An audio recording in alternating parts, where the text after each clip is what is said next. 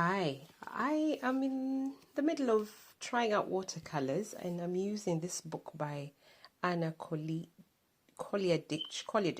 yeah, 15-minute watercolor pieces. Yeah, so far so good.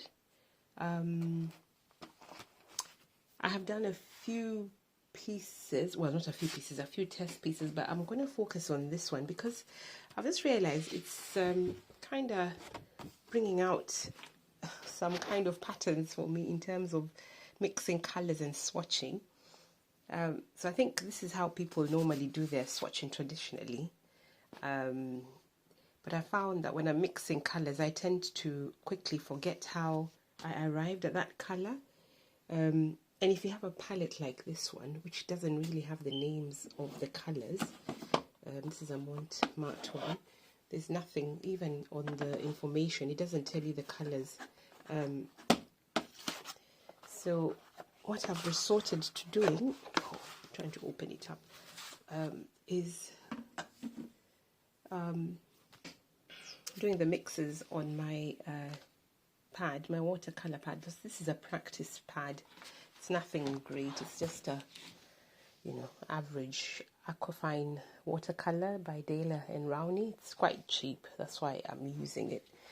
But you see how I'm doing my swatches? Because I have no names on the palette there, but I know the colors. For instance, I know that's lemon yellow, and that's, I've forgotten the name of, I have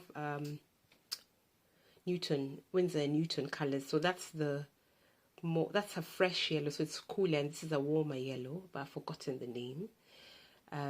So when I'm mixing my colors, I know what kind of blues I'm using, and greens and yellows. And so for instance, I'm trying to make sap green, and I've discovered sap green can be made using this blue and also that green. I already have that green mixed in my palette, so that green is this one.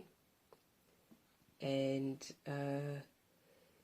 so if I use that yellow and that sorry, that's a green blue, and that green, I'll get sap green. But also if I mix the normal green, I suppose, with that yellow, I get sap green, or what I consider to be sap green anyway.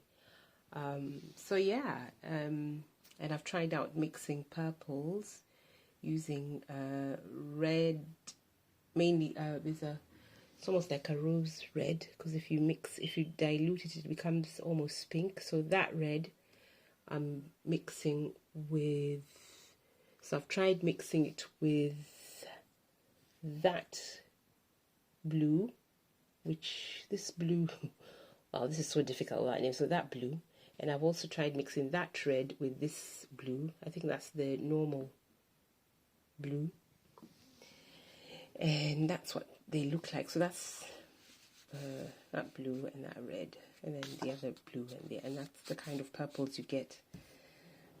So yeah, that's all. Yeah, that's my setup. Yeah, that was my mixing palette for this mysterious forest, and that's my blotting tissue. Yeah, okay, thank you.